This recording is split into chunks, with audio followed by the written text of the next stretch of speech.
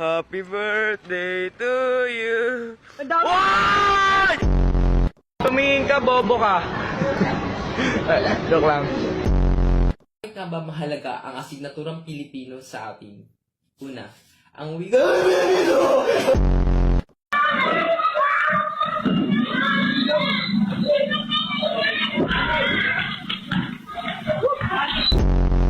O, yung panty pala, ibalik mo. Paano ka pati magpapanty? damit. Akala ko ba lalaki ka? Dapat brief. Ano, gabi katabi kita, ang lakas, nag-aano ka.